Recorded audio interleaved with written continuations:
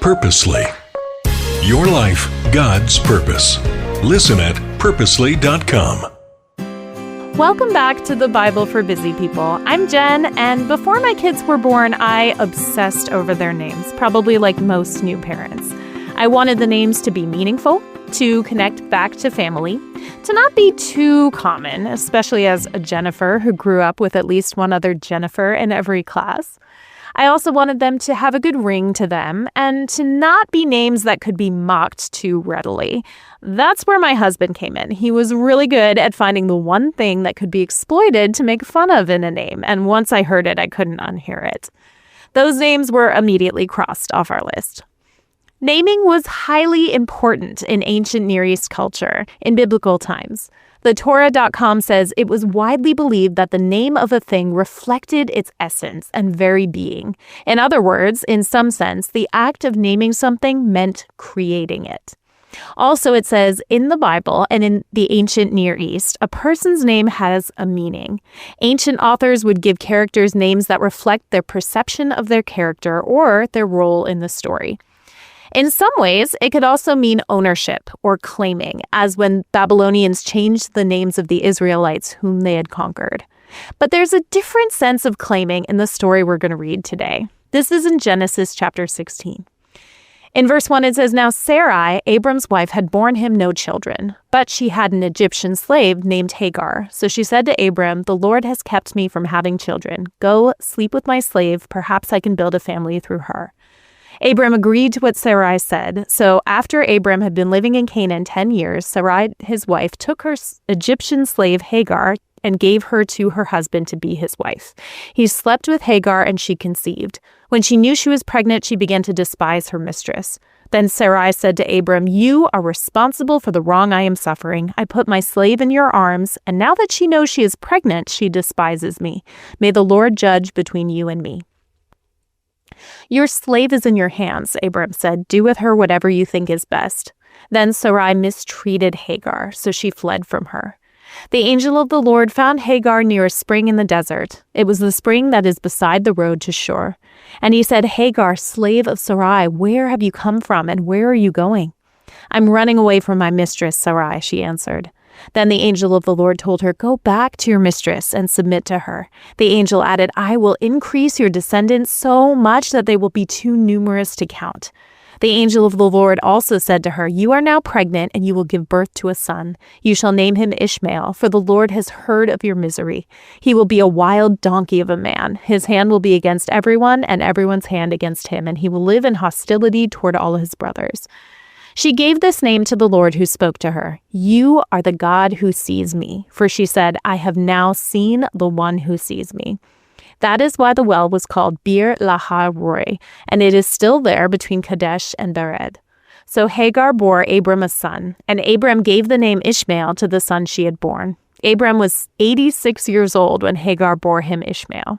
Culturally, as odd as it sounds, it was not uncommon for this to happen, for a slave or servant in the household to be the one to keep the family line going.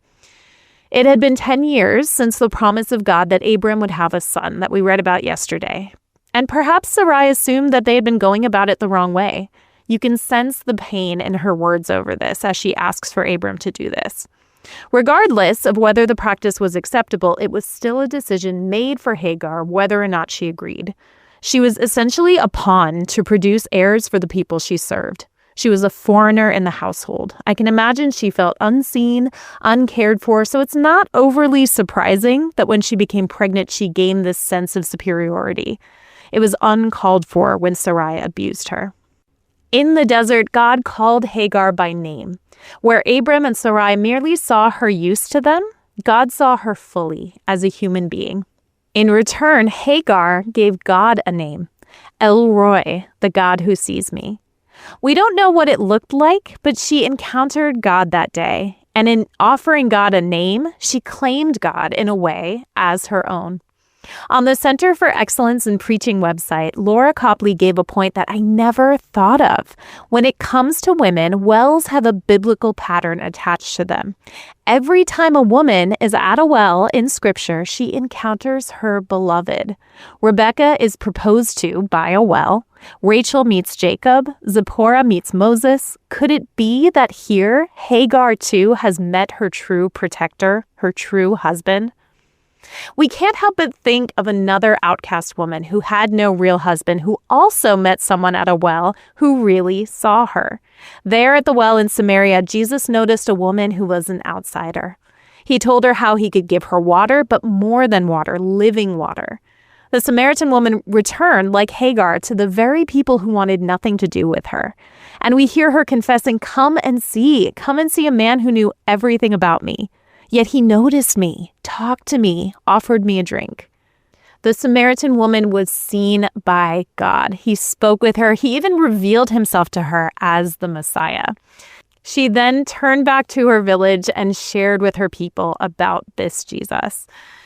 I love that story. I love this connection that Laura Copley made. And I think it's worth considering a little bit more. I'm going to have to spend more time on that, reading some of these stories of women by the well. Maybe that's a future podcast episode to come. Hagar knew God. Her encounters with God, one comes later in Genesis, reveal how God reached her in the wilderness, in her despair, and God altered the course of her life. This knowledge of God led to lasting changes in her life and had an impact on generations to come. So all of that said, I'm curious, what names might you give to God? Is God the God who sees you? Is God the God who has walked through the hardest challenges of your life with you? Is God the God who heals? Is God the God who cares? What would you name God?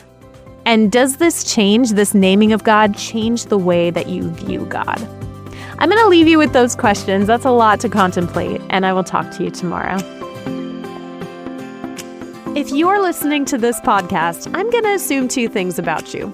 First of all, that you're a busy person. And second, that you are in need of a restful break. Cannon Beach Conference Center is the place for a beautiful coastal retreat. Whether it's one of their enriching conferences or your own church or ministry event, you can find out more at 800-745-1546 or visit cbcc.net. Thank you to Cannon Beach Conference Center for sponsoring the Bible for Busy People. Thank you for listening to The Bible for Busy People. If you need prayer or want to go deeper in your faith, visit our show notes. Will you take a moment to share with a friend and leave a review? It helps the Bible get into even more people's minds and hearts. Find more podcasts that will recharge you at purposely.com.